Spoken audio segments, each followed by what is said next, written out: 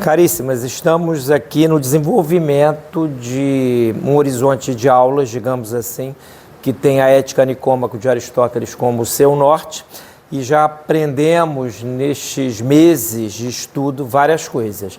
A primeira é que a virtude é um hábito, e um hábito por meio do qual a pessoa encontra-se consigo mesmo, desenvolve uma personalidade marcante, forte, e o vício, que é o seu contrário, é também um hábito que vai de encontro àquilo que nós temos que realizar, ou seja, ele bate de frente, a pessoa pelo vício naufraga e transforma-se numa personagem que vive a enganar-se a si mesma.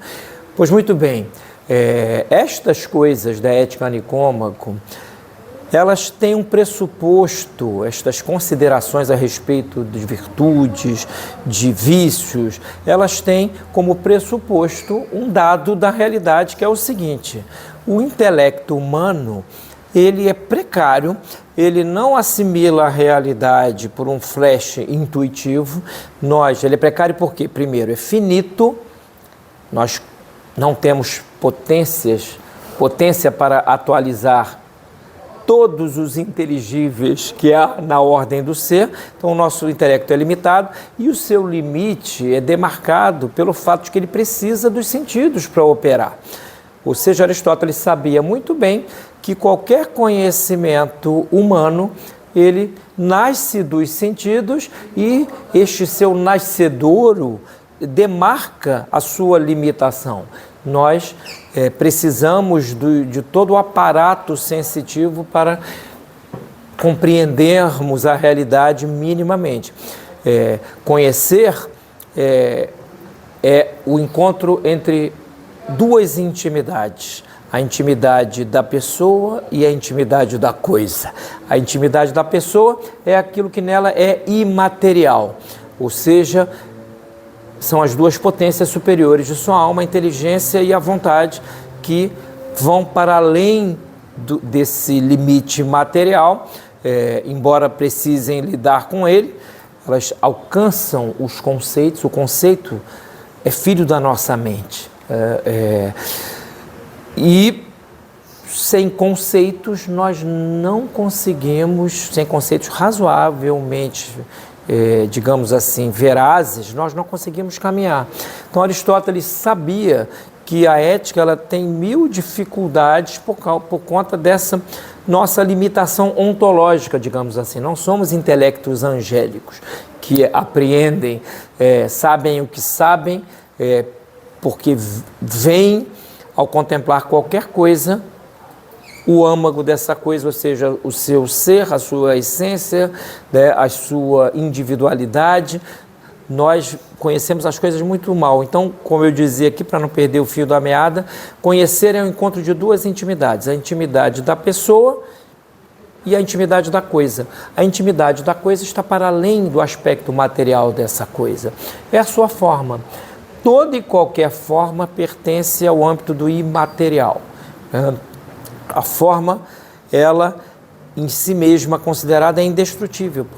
Eu conheço a ideia de cadeira. A ideia de cadeira é a forma, mente da cadeira, o verbo mental, como diziam os escolásticos, de cadeira, ele é indestrutível.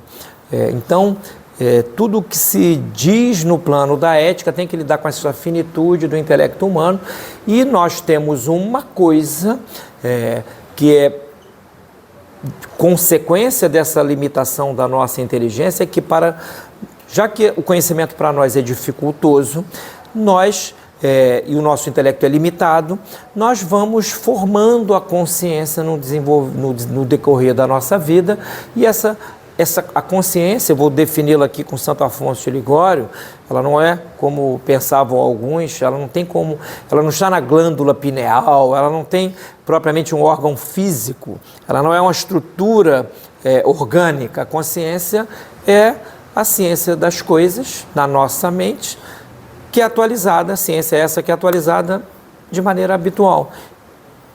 Por exemplo, um anjo, só para fazer um paralelo, não se pode dizer que ele tenha com propriedade, que ele tenha uma consciência. Ele tem a ciência plena daquilo que contempla e aquilo é inapagável de sua mente. Nós não, né? A nossa finitude ontológica e a finitude do intelecto, ela demarca isto. Por exemplo, nós nos esquecemos, né? Nós temos sentidos pelos quais entramos em contato com as coisas. Primeiramente, esse aparato sensitivo são 9 sentidos ao todo, 5 externos, 4 internos. Ele prepara a imagem, né, de tudo que os sentidos fazem, fica na nossa estrutura psicofísica uma imagem que é inteligível em potência, e a inteligência, o intelecto, ilumina aquele inteligível em potência e aquilo passa a ser entendido em ato. O anjo não tem essas coisas, intelecto agente, intelecto paciente, ele vê as coisas. Então, temos que formar a consciência. A consciência se forma de várias maneiras.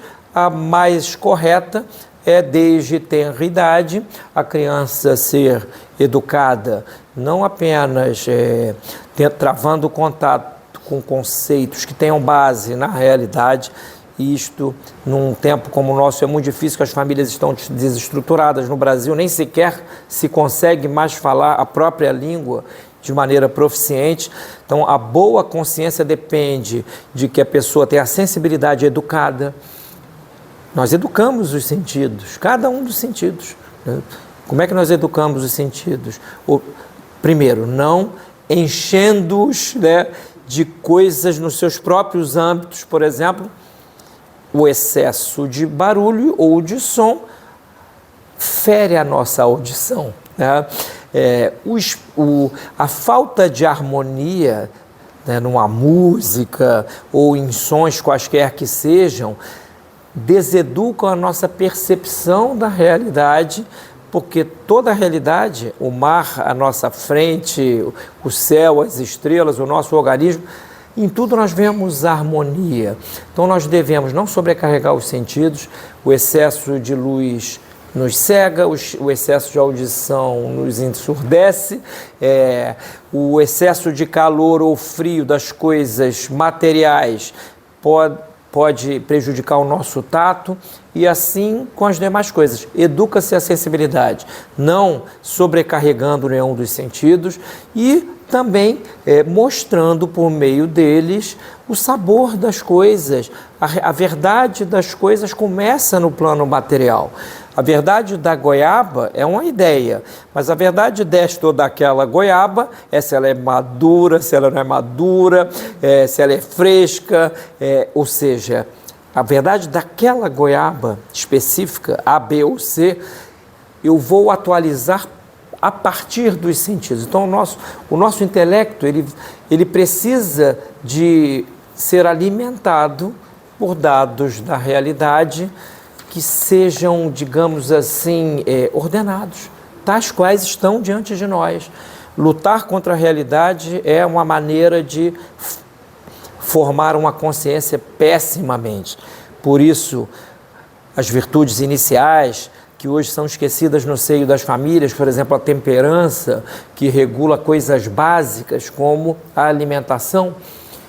Muitas vezes a criança hoje vai crescendo, a família, os pais nem sequer a habituam a comer com variedade para entenderem o sabor das coisas. Isso é muito ruim, isso é muito ruim. Então a consciência, ela pode ser mal formada, e quanto mais mal formada uma consciência for,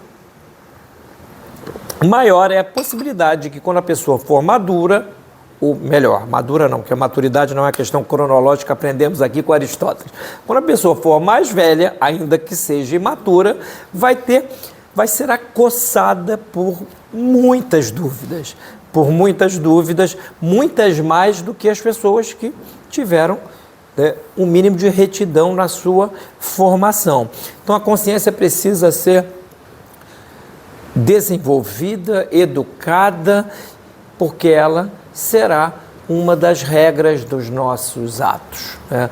Não é à toa que em boa teologia católica, se a pessoa age contra a sua própria consciência, mesmo que naquela ação ela esteja correta, mas se agiu contrariamente à própria consciência, pecou, né? Porque a consciência é uma das regras dos atos humanos. A outra é a lei, mas eu não vou entrar na lei aqui, estamos falando da consciência. Então, formar a consciência é importantíssimo.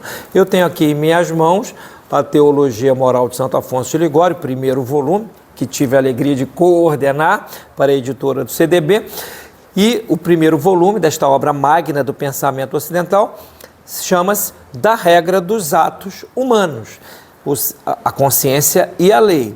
E o capítulo 1, e Santo Afonso, por aí se vê que gênio foi. Santo Afonso tem livros de piedade, de oração, livros de meditação, mas era um filósofo. A obra dele é variada. Era um filósofo com a mente moldada pelos conceitos escolásticos. Então, muito organizado, tudo é organizado. Então, e tudo estava numerado. Se nós vamos ao texto latino, nós vemos, caramba, que organização. Não tinha... certamente ele tinha ajudantes que fichavam coisas para ele, mas hoje, com as facilidades que nós temos e não conseguimos criar uma obra desse tamanho, imaginemos a cabeça arquitetônica desses autores. Então, esse primeiro capítulo tem 19 partes. A primeira é da regra remota e próxima dos atos humanos. E começa Santo Afonso. Número 1. Dupla é a regra dos atos humanos. Uma chama-se remota, a outra próxima. Remota ou material é a lei divina. Próxima ou formal é a consciência, pois, embora a consciência deva adequar-se à lei divina em todas as coisas, a bondade ou a malícia dos atos humanos tornam-se perceptíveis para nós conforme são apreendidas pela própria consciência, segundo o que ensina Santo Tomás. Ele cita aqui, nota de rodapé que é dele, prima secunda, questão 19, artigo 4º. Abre aspas, Magister Dixit, Santo Tomás. A razão humana é a regra da vontade humana, cuja bondade se mede. Então, olha o que Santo Tomás está dizendo. A razão humana é a nossa regra principal. Qualquer inteligência que não tenha, qualquer pessoa, melhor dizendo, que não tenha a inteligência como a reitora máxima das suas ações, será confusa, será hesitante, será tendente a um sem número de erros teóricos e práticos, porque vai moldar mal a sua consciência. Outro trecho, Tomás escreve de modo ainda mais claro, abre aspas, o ato humano é julgado virtuoso ou vicioso segundo o bem apreendido, ou seja, o bem que ele apreende, ao qual a vontade se dirige por si mesma. Então, a vontade, já foi dito aqui em outras das nossas aulas, que a vontade ela é movida pela ideia de bem, né? Eu escolho algo, eu quero algo, eu tenciono algo porque me parece bom. E me parece bom porque a inteligência me afirma que assim o é, de acordo com seus critérios. Por isso que é muito importante formar uma consciência que seja, digamos assim, fiel aos dados da realidade. Sem o que a nossa vidinha, a nossa vaquinha moral, espiritual, estética, vai para o brejo das almas com as patinhas atoladas e os sininhos balouçantes, né? Piririm, pororão, assim se define a consciência. 2 pontos. Santo Afonso. É o juízo ou ditame prático da razão pelo qual julgamos o que se deve fazer aqui e agora como um bem ou evitar como um mal. Então, antigamente, hoje já não se usa nem a palavra ditame, né? O que dita a consciência é que regra os nossos atos, né?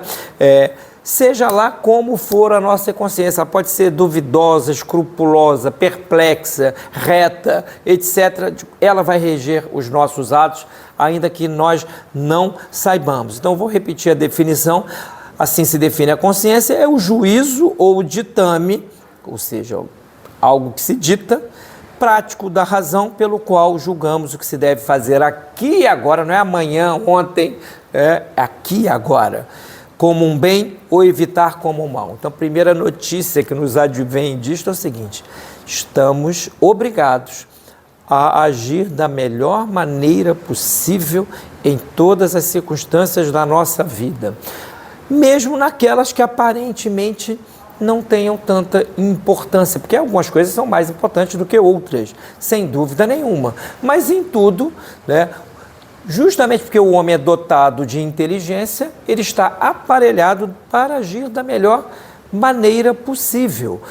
E a melhor maneira possível é ele estar imerso na verdade e nesta imersão orientado à bondade. A bondade em nós não é um abrolho, né, que surge repentinamente. A vontade em nós, a bondade, melhor dizendo, ela é o que nos apetece, mas não só o que nos apetece no plano físico, nos apetece a nós inteiramente. Tudo que é humano tende a bondade como a seu fim próprio inexorável. É claro que alguém dirá, um metafísico dirá, não só tudo que é humano. Cada ente tende a perdurar no ser com a sua própria forma, portanto, tende ao seu próprio bem. O bem é o fim de cada coisa. Cada coisa tende a continuar sendo o que é. É neste sentido, uma pedra, um gato, uma mesa, um mar. Mas para nós, este fim é não só natural, como é também moral e é intelectual. Nós não só tendemos ao bem, como podemos saber, eu ia dizer sabemos, como regra geral, né? Infelizmente, cada vez menos de nós sabem que tendem ao bem, mas todos nós sabemos que tendemos ao bem. E o que nos dita isso é a consciência. E aqui ele enumera, ele dá essa definição geral de consciência como ditame da razão. Em latim, regula é uma régua, ou seja, é o que mede a régua mede algo, né? É uma regra, a palavra regra, né, ela tem esse sentido de regular, né? É uma régua que mede os nossos atos.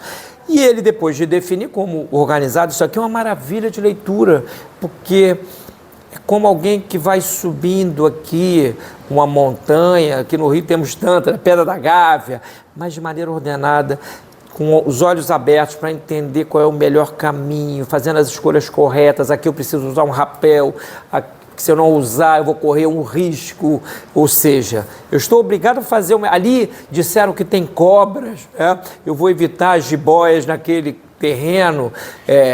Esta subida para a verdade, que é tão humana, ela depende de uma consciência reta. E aqui ele diz, depois de definir a consciência, ele diz: divide-se a consciência em reta, errônea, perplexa, escrupulosa, dúbia e provável. Vamos contar. Reta, aí ele vai depois definir todas. Errônea, perplexa, escrupulosa, dúbia e provável. São 6 tipos de consciência, ou seja, de ciência habitualmente aplicada à realidade. Aí ele vai definindo belamente. Reta é a que dita a verdade, tá?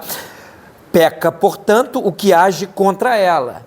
E aí ele vai aqui dar uma citação da Sagrada Escritura, como diz o apóstolo, né, São Paulo: tudo que não provém da fé, ou seja, do ditame da consciência, é pecado. Aqui é óbvio que eu não vou entrar, para não mudar de assunto, no mérito do sentido que ele está usando aqui a fé. Já dissemos em outras aulas, já fizemos a distinção entre fé, crença, opinião, né? Quando eu acredito em algo, eu estou dando crédito exatamente à autoridade de alguém que me disse que aquilo é daquela maneira. Toda a pedagogia humana precisa dessa confiança por parte do discípulo, né, e da verdade por parte do mestre. E dessa relação entre a verdade e alguém que se fia em quem proclama ou ensina a verdade, é que os intelectos desenvolvem. Só a nossa louca idade tão tecnológica é capaz de criar universidades em que os alunos só estudam para passar da porcaria de ano, e depois ir passando de ano significa que eles vão ter um diplominha para usarem profissionalmente e acabou. Nada mais. Eles podem ter sucesso financeiro, profissional, humanamente serão Zés Manés com um diploma na parede, porque, infelizmente, as consciências estão tão apagadas. Este é um momento de trevas do mundo, no sentido de que aqueles que são, do ponto de vista espiritual, pedagógico, jurídico, magisterial, etc., responsáveis por ser espelho das verdades do mundo, eles não ensinam. Então, as consciências cada vez mais estão errôneas. Então, para não perdermos o fio da meada. Então, reta é a que dita a verdade. A consciência errônea, por sua vez, é aquela que dita o falso como se fosse verdadeiro. A consciência reta, primeira delas, dita a verdade. A consciência errônea dita o falso como se fosse verdadeiro. E aqui também podemos completar o verdadeiro como se fosse falso. Pode-se errar nesses dois vetores. E aqui, olha, Santo Afonso de Ligório, ele consultou quase 800 autores para escrever esta obrinha aqui, entre aspas, né? E ele vai citando aqui, tanto é que as notas de rodapé são incontáveis, e vai citando os autores, isso na opinião de fulano, aquilo na opinião de Cicrano, aquilo outro na opinião de Beltrano, e agora digo eu a minha, né? Então, reta e errônea, né? E a errônea ele divide em duas, como se abrisse uma janelinha do Windows, né? Aqui, a reta dita a verdade, a errônea dita o falso como verdadeiro. Pum! Abre uma abinha do lado. Vencível e invencível. A consciência errônea vencível, vou dizer com as palavras dele já, mas eu vou dizer com as minhas agora, é aquela que pode ser debelada, ou seja, eu estou em condições para sair do erro por meus próprios esforços. A consciência errônea invencível é aquela que circunstancialmente ou absolutamente não pode ser debelada. E é uma regra moral e até mesmo jurídica nos países civilizados, em que ninguém pode ser culpado de um erro que cometa sem ter consciência nenhuma de que é um erro. Por aí nós vamos vendo a importância deste teminha aqui. Não posso inculpar-me a mim mesmo por fazer algo que eu não sabia que era errado, e nem ser inculpado por terceiros. Então, a vencível é aquela que, embora, agora com as palavras de Santo Afonso, embora deva e possa ser vencida pelo agente, ou seja, pela pessoa, seja porque percebe o erro, seja porque ao menos a dúvida do erro e atenta para a obrigação de vencê-lo, é todavia negligente em vencê-lo, como ensina Santo Antonino, Navarro, Salmaticente, Soares, ou seja, a vencível pode ser debelada. E aqui, ela por isso será sempre, do ponto de vista moral e espiritual, pecaminosa. Aí o que vai definir qual é o grau de pecado, etc., são várias coisas. A matéria de que se trata, a pessoa contra a qual, ou a respeito da qual se está em erro, etc. Mas o fato é que, do ponto de vista da teologia moral, a consciência errônea que dita o falso pelo verdadeiro, mas é vencível, ela é sempre pecado em algum grau. Pode ser um pecadinho venial, pode ser um pecadaço mortal, E aí agora ele vai falar da invencível. Invencível, porém, é aquela que não pode ser moralmente vencida, uma vez que nenhum pensamento, nenhuma dúvida quanto ao erro venha à mente do agente, nem sequer de maneira confusa, seja enquanto age, seja enquanto abandona a causa da ação, como será explicado mais profundamente no livro 5º do tratado, deste livro aqui, sobre os pecados. Então, só para não perdermos o fio da meada, Consciência é o ditame da razão, é uma regra da razão. Ela pode ser errônea quando dita, ela pode ser reta quando dita a verdade, pode ser errônea quando toma o verdadeiro pelo falso ou o falso pelo verdadeiro. E no caso do errôneo, que é a segunda consciência, pode ser vencível e vai ser culpável em graus distintos, e pode ser invencível e aí sim desculpável. Quando uma pessoa não está em condições de debelar a sua dúvida, ou seja, ela não está apta a conhecer determinada verdade, ela vai ter um atenuante tremendo com relação aos seus erros, né?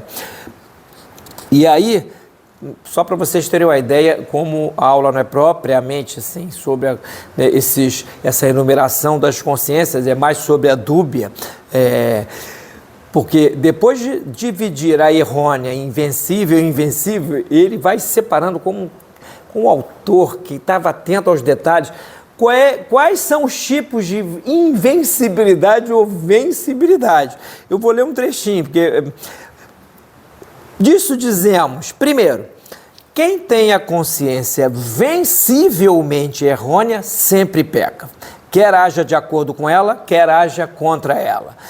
Peca, pois, agindo contra ela, ao escolher o mal que julga ser um mal. Aí é grave. Peca agindo de acordo com ela, porque, embora o erro deva e possa ser vencido, age temerariamente ao não abandoná-lo, né?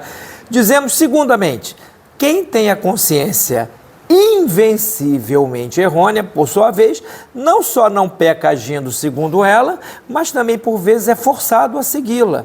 A razão de ambas é, dois pontos, não peca, pois, apesar de a ação em si mesma não ser reta, ela o é segundo a consciência do agente. O exemplo que o nosso amigo Padre Vitor dá para o católico, que é, por exemplo, no dia de Nossa Senhora Aparecida, não vai à missa, não é preceito, não é um dia de preceito, mas ele acha que é. Então, se ele não vai achando que é, ele pecou. Ainda que não seja, porque agiu contra o ditame da sua consciência. Por isso que a regra moral é muito mais sutil, muito mais complexa do que a regra civil. A lei civil só julga o foro interno, a ação, né? A lei civil não julga se a pessoa teve a intenção, um pensamento de matar a própria mãe, mas se matou ou não, né? Por isso que o Código de Direito Canônico, comparado aos códigos civis, é como se colocássemos lado a lado, sem nenhum exagero, a Catedral de Salamanca, gótica, e qualquer igreja projetada pelo Niemeyer. Mais ou menos a diferença entre uma coisa e outra. E ele vai seguindo nas outras. O problema de começar a ler Santo Afonso é que não dá vontade de parar, né? Só mais um parêntese. Quem age com consciência invencivelmente errônea, não só não peca, mas também, mais provavelmente, tem mérito, né? Como, em geral, acertadamente pensa o padre Caluniati Fulgêncio, né, em concordância com outros. Aí tem vários aqui que ele menciona. A razão para dizer que certa ação é boa, ainda quando inadequada, é suficiente para o indivíduo ser conduzido pelo ditame da razão e da prudência. Então, as pessoas boas podem enganar-se e se enganam. Sim. Mas do ponto de vista moral, o que especifica a qualidade do ato é a intenção do fim. Se o fim era reto, era, por exemplo, seguir o ditame da consciência, nem só Deus não vai culpá-la disso, e muito menos nós podemos fazê-lo. E aqui entra no nosso horizonte mental o grave pecado que muitas pessoas cometem, que é o julgamento de intenção, né? A pessoa tem poucos ou nenhuns elementos para decidir a respeito do que pensam do fulano, beltrano ou cicrano, né? E julgam a sua intenção a partir de pequenas coisinhas, ou seja, agem em matéria grave com a consciência dúbia, no melhor dos casos, que às vezes nem tem consciência nenhuma, é pura e simples má fé, né? Má fé. Eu vou passar adiante, porque hoje o que me interessa é tratar da consciência dúbia, né? Por quê? Isso é algo muito prático. E como continuaremos logo a seguir, voltaremos a Aristóteles, né? Porque agora estamos numa altura da ética em que realmente os problemas tornam-se um pouco mais finos, né? Mais sutis, vale a pena tratar da dubiedade, porque a totalidade das pessoas humanas age sempre com algum grau de dúvida. Por que eu citei lá no início da aula a finitude do nosso intelecto? Porque se nós fôssemos intelectos puros, né, não agiríamos, não haveria consciência dúbia, né? E, portanto, qualquer má ação ia ser plenamente culpável, né? O demônio não tem desculpa, né? Ele age como age, sabendo não só todas as implicações da ação, como suas consequências posteriores. Nós não, nós somos, na ordem dos intelectos, o mais pobrezinho, né? O mais pobrezinho. Então podemos estar em dúvida, e geralmente estamos.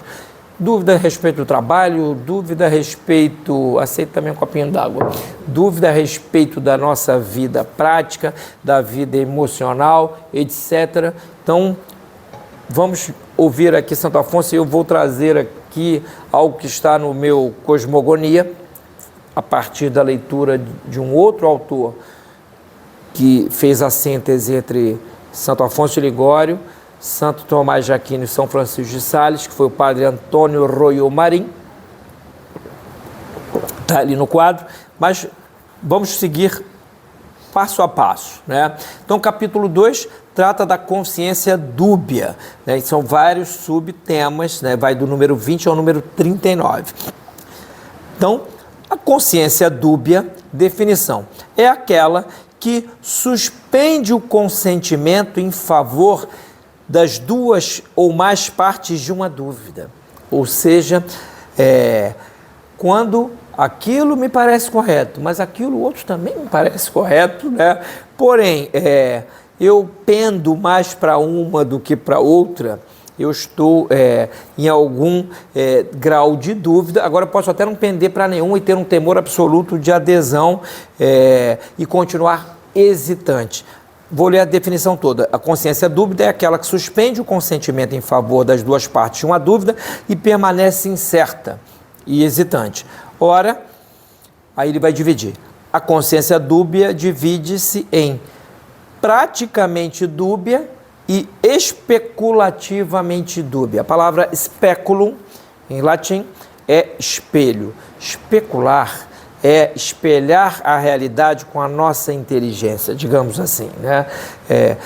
As virtudes especulativas tratam de coisas mais profundas, mais próximas do que é imaterial. As virtudes práticas, embora tratem de coisas que estão nesse terreno da imaterialidade, são tratadas para que nós hajamos, né? Ninguém aprende a justiça para ficar sentado no vaso sanitário pensando como é que seria ser justo, né? Age para ser, aprende para ser justo. A ética é uma ciência prática, mas que tem um arcabouço teórico, né? Especulativo. Então, a consciência dúbia, ela hesita entre as duas partes de uma dúvida, e ela pode ser praticamente dúbia ou especulativamente dúbia. A dúvida, no entanto, divide-se em negativa ou positiva. É negativa quando não ocorrem razões prováveis a nenhuma das duas partes, né? Mas somente leves. Então, assim, olha, eu não sei se faço isso ou aquilo, mas realmente a minha dúvida, nada me parece razoável. Então, que nós vamos chegar ali lá na frente, na parte prática, agir em dúvida, dependendo da matéria, é gravíssimo, é gravíssimo. O que nós devemos fazer é esclarecer a dúvida, né? Então, ela é negativa quando não ocorrem razões prováveis que deem peso a qualquer uma das partes da dúvida, e é positiva quando, para as duas partes, ou ao menos para uma delas, há motivo grave suficiente para formar a consciência provável, que é uma das 6 que eu apontei, é provável. Embora com temor quanto ao que está em oposição. Portanto, a dúvida positiva quase sempre coincide com a opinião provável, da qual já falaremos.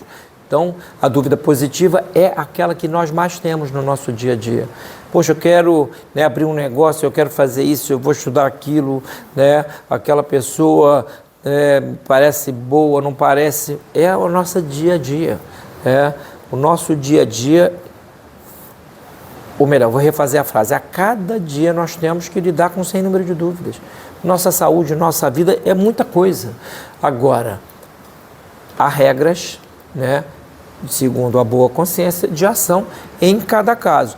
E quando nós aprendemos essas regras, o fato é que, ainda que estejamos em dúvida, nós temos uma segurança do caminho. Uma coisa é você estar no escuro completo, outra coisa é você estar num escuro que não é o breu, e, portanto, tem frestinhas de claridade por onde você pode se guiar. Então, quem vai adquirindo este conhecimento ético sofre menos.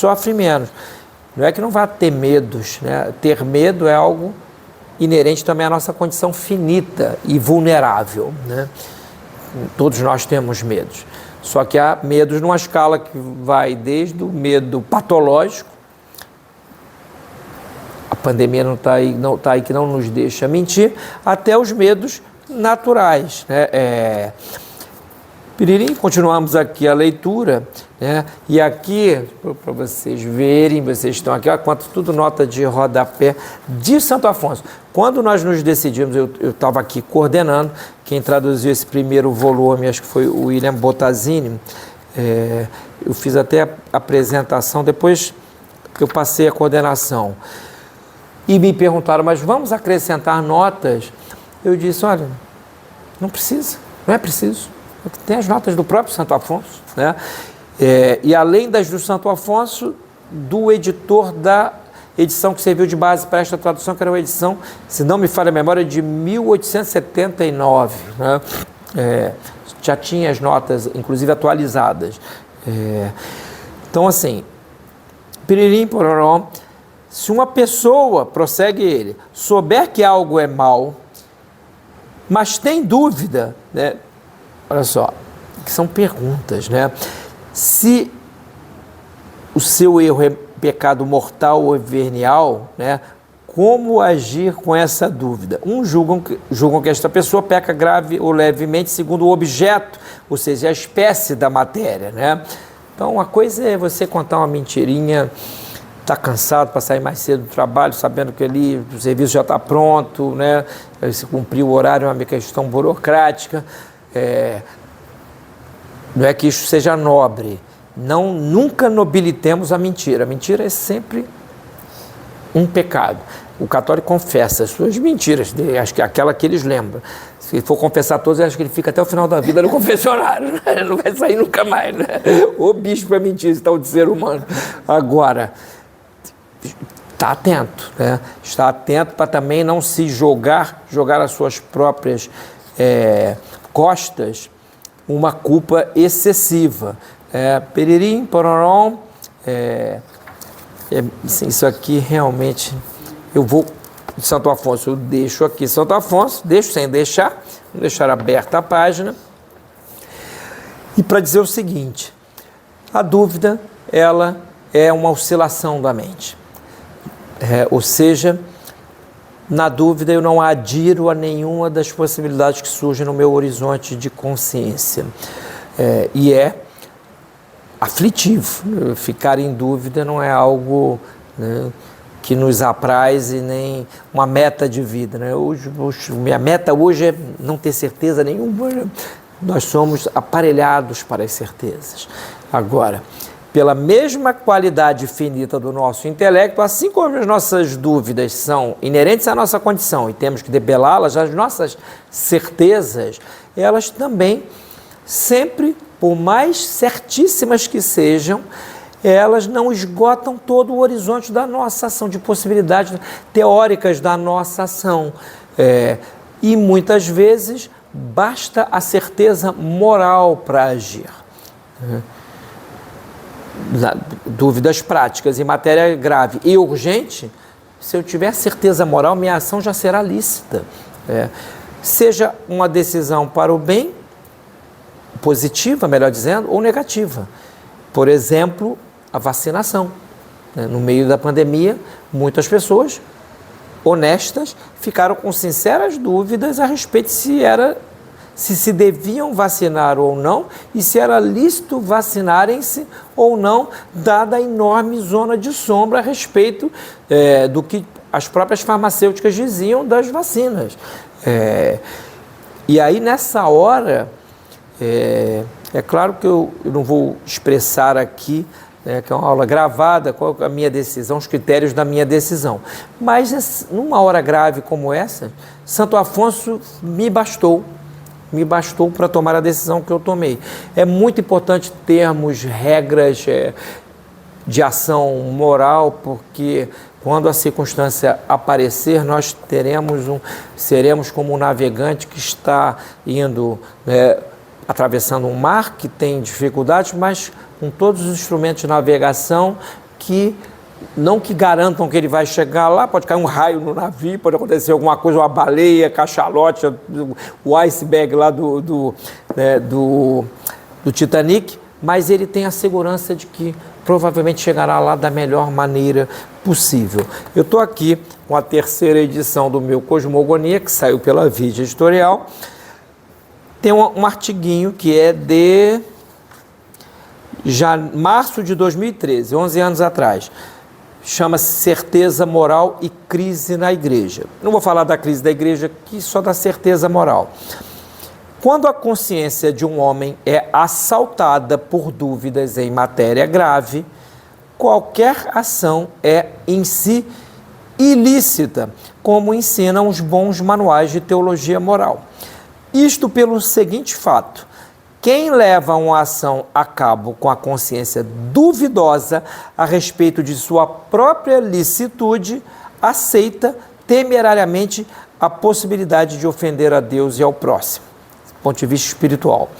Em outras palavras, em caso de dúvida ou impossibilidade de chegar a uma certeza absoluta, em se tratando de assunto relevante, é necessário reunir elementos suficientes para a inteligência alcançar o estado que os grandes tratadistas católicos chamam de certeza moral. Este tipo de certeza é próprio das ocasiões em que se torna impossível chegar a certezas especulativas apoiadas em princípios intrínsecos seguros, como são os que nos levam às certezas matemáticas ou metafísicas, por exemplo. A licitude da ação dependerá, pois, do fato de a consciência apoiar-se em princípios reflexos. O que é um princípio reflexo? Às vezes, ou na maior parte das vezes, dizendo de maneira mais precisa, a pessoa não domina os princípios teóricos da razão humana, mas ela, se foi educada para ter uma consciência reta, ela agirá de maneira prudente por princípios reflexos, ou seja, é aquilo que, diríamos por uma analogia tosca, é o grilinho falante, que grita quando algo contraria muito o bom senso ou a norma geral. Continua aqui. Em síntese, os princípios reflexos são assim chamados pelo fato de que lançam uma luz indireta e parcial sobre a ação, ou seja, eles refletem os princípios primeiros. Assim como a luz da lua reflete a luz do sol, assim como muitas coisas nós fazemos porque nos apoiamos não nelas próprias, e sim em algo que lhes torna possíveis, que as torna possíveis, assim também aqui com relação aos princípios reflexos. Eles são como uma luz que está sendo refletida no espelho e chegando a nós indiretamente, mas chega. É indireta, mas chega, Então são assim chamados pelo fato de que lançam uma luz indireta e parcial sobre a ação, mas em grau suficiente para lograr-se a certeza moral na ordem prática. Essa certeza moral não é teórica, Não é de se Aristóteles ou Platão estavam certos numa determinada doutrina. O que eu devo fazer aqui agora? É certeza moral na ordem prática, que é disso que se está falando. Ressaltemos que a luz, neste caso, não dissipa de todo as trevas especulativas, mas é suficiente para o homem empreender a ação. Analogamente, é como a luz bruxuleante de uma vela que, embora não ilumine o caminho com perfeição, o faz em nível suficiente para o homem poder seguir em frente sem tropeçar. Não havia luz elétrica, as pessoas andavam com candeeiros, né, às vezes de querosene, ou muito antes do querosene, né, que era só praticamente uma vela, né? Então, essa luz reflexa não precisa ser fortíssima, basta ser o suficiente para que eu consiga fazer a ação urgente ou a ação necessária naquele momento, né, já que aquele momento pede uma decisão minha, né, e não cabe ficar especulando. Meu filho está se afogando, eu não vou ligar para o meu personal training para perguntar qual é o alongamento que eu devo fazer de acordo com a temperatura daquela água. Eu vou entrar lá e me arriscar. Eu tenho que fazer isso, né? Eis alguns critérios encontráveis em Santo Afonso e em vários outros, que são esses que eu enumerei ali, né? Em caso de dúvida, é preciso considerar atentamente as normas gerais da ação. Ou seja, se não dá para ter certeza, sim, a minúcia da certeza com relação à coisa que eu preciso fazer agora, pelo menos eu devo entender o que a maioria faria, né, de acordo com o senso comum. As normas gerais, assim, elas existem como regras que podem estar escritas num código, mas elas pertencem àquilo que Santo Tomás chama de lei natural. Todas as normas gerais são um espelho reflexo da lei natural. Por exemplo, o assassinato. Eu não preciso ser um jurista para saber que assassinar alguém é imoral. É imoral. Então, basta a regra geral. Porque o que é circunstancial só vai mudar a qualidade da ação dependendo da gravidade do delito. Mas se o delito for gravíssimo, por exemplo, o sujeito matou alguém pelas costas, se foi por faca ou por tiro, do ponto de vista moral não faz a menor diferença. Foi, como se dizia antigamente, a socapa, ou seja, atraiçoadamente, por trás, né? Então, basta-me a mim e a qualquer pessoa humana a regra geral, né? Então, em caso de dúvida, basta eu saber, eu não devo dar um tiro de revólver na direção daquelas crianças, acabou. Eu não preciso saber se era com a pistola 9mm, se é uma com a mira laser que eu mirei, é imprudente, né? Toda ação com a consciência dúbia será imprudente, como está ali no finalzinho do que eu anotei. Em caso de dúvida, é preciso julgar pelo que ordinariamente se praticou ao longo do tempo. Ou seja, o que as pessoas costumam fazer? O que elas sempre fizeram. E aqui entra, é claro, uma sociedade como a nossa, em que todos os adolescentes, quase sem exceção nenhuma, de todas as classes sociais, passam no mínimo 6 horas por dia, que é a média, que eu já vi uma estatística dessa, deve ser real, na frente da porcaria do celular, no Instagram, destruindo a sua consciência, prestando atenção a 1000 coisas em pouquíssimo tempo e, portanto, não prestando atenção a nenhuma e, portanto, mal formando a sua consciência e, portanto, conhecendo um pouco o passado. Então, a pessoa não tem a menor ideia de que habitualmente se fez, né? Nem do que habitualmente se faz. Ela não tem ideia do que faz, né? Ela é aquela, assim, é a cavalgadura de estrita observância. Mas estamos falando aqui de um arquétipo, uma pessoa razoavelmente formada, como eram as pessoas em geral, até algumas décadas atrás no Ocidente. Então, no caso de dúvida, é preciso julgar pelo que ordinariamente se praticou ao longo do tempo.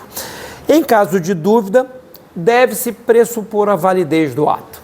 Ou seja, se eu presumo que o ato não é lícito, aí entra naquele caso que eu estou agindo contra que um ditame importante da consciência, ou seja, se ele não é lícito, eu não devo agir. Né?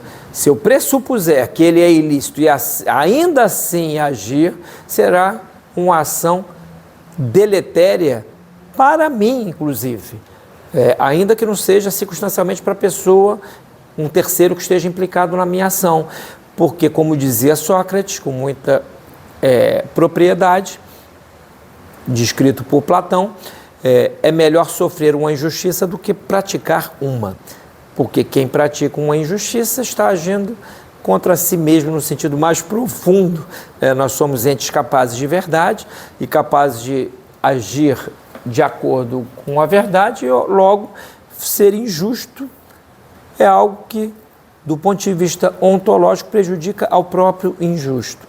Então, se pressupuser a invalidez do ato, não se haja. Em caso de dúvida, é preciso orientar-se pelo que na prática parece ser o mais seguro. Outra indicação importantíssima, né? Se eu vou agir, né, presumindo que a minha ação vai me levar a um padrão de insegurança tremendo, hoje em dia as pessoas morrem tirando selfies do alto da montanha. Olha só, estamos falando de coisas contemporâneas. Não estou falando, isso aqui não é uma antiquália para ser usada em manuais bolorentos de filosofia moral, né? Pelo contrário, é algo para aqui e para agora. A pessoa vai aqui para a Pedra da Gávea, eu já vi várias pessoas, vão ali para a beiradinha para tirar foto. É claro que isso é imprudente, né? Agora, e é claro que elas sabem. Então, se elas agem tendo a consciência de que aquilo não é seguro, a ação, ainda que não aconteça nada com elas, do ponto de vista espiritual, pecado gravíssimo, e do ponto de vista moral, imprudência suicida. Né? Pode não morrer ali, mas vai morrer em outra ocasião análoga. Em caso de dúvida, é preciso considerar se o ato em questão favorece ou contraria a lei e os princípios da moral. Então, é óbvio aqui que nós somos tataranetos da Revolução Francesa, achamos que a lei é a expressão da vontade de grupos de poder que vão lá, influenciam deputados, que votam projetos, né? E a lei, isso já não é lei. Para Santo Tomás, por exemplo, isso não é lei. A lei é uma regra da razão e ordem ao bem comum. A consciência é uma regra da razão e ordem ao próprio bem. Então, assim, então, quando ele está dizendo aqui, é preciso atentar se a ação atenta contra a lei, ele está fazendo alusão não só à lei natural, como às leis positivas que são espelho da lei natural, e não leis que são contrárias, porque quando a lei civil contraria as normas morais e contraria os princípios filosóficos da ação humana, é necessário, se possível, desobedecer. Né? Desobedecer. Então, é óbvio que ele está dizendo aqui de uma regra geral. Então, é preciso considerar que o ato em questão favorece a lei e os princípios da ação moral. Aí tudo bem. E aí eu posso agir em estado de dúvida sem cometer nenhum grande delito. Por fim, em caso de dúvida, isso aqui é importantíssimo, convém colher a opinião de pessoa douta, sábia ou douta na matéria. Ou seja, eu vou esclarecer, no caso de uma dúvida, eu vou esclarecer com alguém que estudou aquilo. Isso, estou aprendendo cozinha. Se eu tenho acesso a um grande cozinheiro, eu vou perguntar para ele, né? Isto não é necessário ser um Aristóteles para entender isso. Isso é humano. Na dúvida, uma pessoa honesta busca saber com quem sabe. Procura a opinião de quem sabe. Foi dito lá atrás que a opinião, diferentemente da dúvida, que é uma oscilação, é a adesão a uma das partes da dúvida, porém com certo temor de que aquela não seja a verdadeira, né? E aqui algumas bússolas. Diz aqui o autor Sidney Silveira neste livro: com tais bússolas um homem se nutre de razões suficientes para chegar à certeza moral. E aí, sim, tendo no horizonte habilita-se a empreender a ação de forma lícita, e aqui está em itálico, mesmo quando erra. Aqui o que está em questão não é o acerto ou o erro prático, é o acerto ou erro na ordem moral. É claro que o acerto na ordem moral tenderá ao acerto prático, né? Mas às vezes não dá para esclarecer a situação, então basta o acerto moral. Esta última advertência, ou seja, munido desses princípios, é possível agir com segurança, ainda quando se erra, não nos custa fazer... Esta última advertência não nos custa fazer pelo simples fato de que a especificação do ato moral não se dá pelo resultado prático da ação, foi o que eu disse aqui, mas pela intenção do agente. É esta que define se a ação foi boa ou má, justa ou injusta. Assim, um professor imbuído de reta intenção de ensinar a matéria, mas que por alguma razão acidental não consegue, é moralmente mais digno que o professor negligente, que numa frase fortuita acaba sem querer passando um determinado ensinamento efetivo ao aluno. Então, olha só, é melhor termos professores honestos, ainda que circunstancialmente errem, do que professores de estrito mau caráter que acertem pontualmente. Porque não estamos falando aqui de um torneiro mecânico, de um mecânico de automóveis, de um limpador de vidros. Esse pode ser um FDP fundamental, né? Como diria o nosso Rodrigues, um cretino fundamental. Isso não vai atrapalhar o ofício, mas o ofício de ensinar depende da qualidade moral daquele que ensina. Sim, é óbvio que as mentalidades forjadas nessa ideia libertina e libertária de que a liberdade é eu fazer o que eu quero e, portanto, ensinar o que eu quero. Estas gerações, são muitas que já assim que estão naufragadas nessa mentalidade liberal, elas não entendem isso. Mas é um fato real que a qualidade moral do agente tende a melhorar a maneira como ele age. E se ele é professor, ele... Por exemplo, se está em dúvida e é honesto, vai procurar esclarecer a dúvida.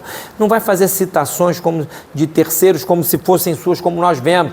Hoje em dia, muitos professores aí, para terem o currículo Lattes engordado, vão fazendo testes, copy-testes, né? Vão copiando, enchem. Tem 300 diplomas de não sei o que do currículo.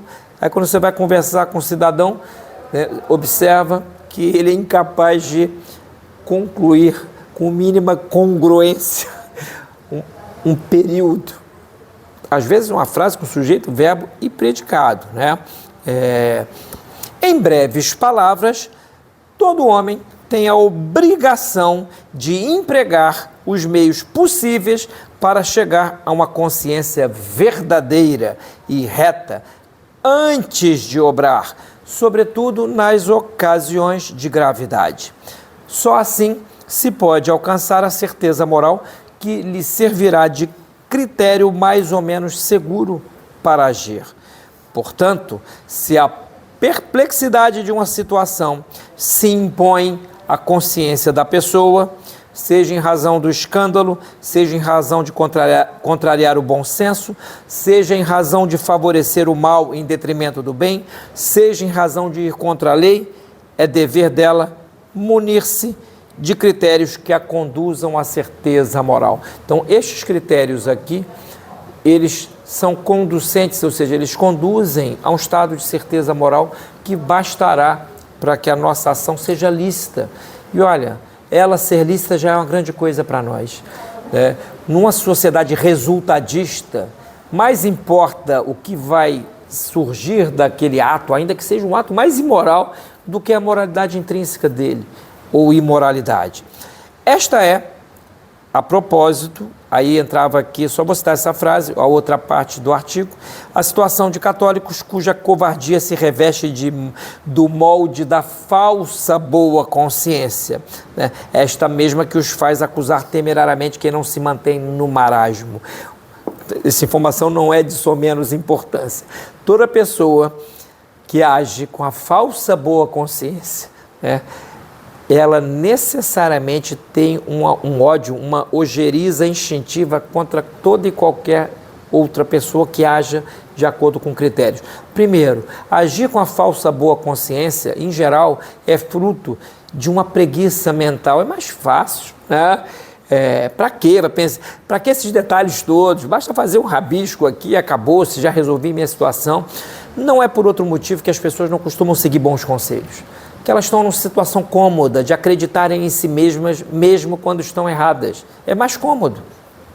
Para que eu vou pensar nessas coisas todas? Meu filho está lá com o focinho no celular o dia todo, mas pelo menos não está me perturbando. Para que eu vou dizer que ele deve acordar a tantas horas se ele só entra no colégio na parte da tarde, né? Para que eu vou ter o trabalho de perturbar a vida do bichinho? Ao mesmo tempo, essas pessoas vão delegando a terceiros funções que são moralmente delas. Então, o garoto tem 10 anos, ele às 8 tem o inglês, às 9 tem a natação, às 10... Ele não tem nem tempo para não fazer nada. Não fazer nada é uma maravilha. Deus nos fez, desde que seja um não fazer nada objetivo, contemplativo, né? É você gastar o tempo do ócio para crescer na consideração das coisas da sua própria vida. Então, esta primeira parte da nossa aula, fiquemos com isso no nosso horizonte. Agir com a consciência dúbia é sempre, necessariamente imprudente, né? E a imprudência são 3 filhas, são 3 vícios contrários à prudência. Um deles é o mais evidente, que é a imprudência, mas isto deixamos, a outra é a inconsideração, a pessoa não pondera nada, deixemos isso mais para frente daqui a pouco. Um abraço!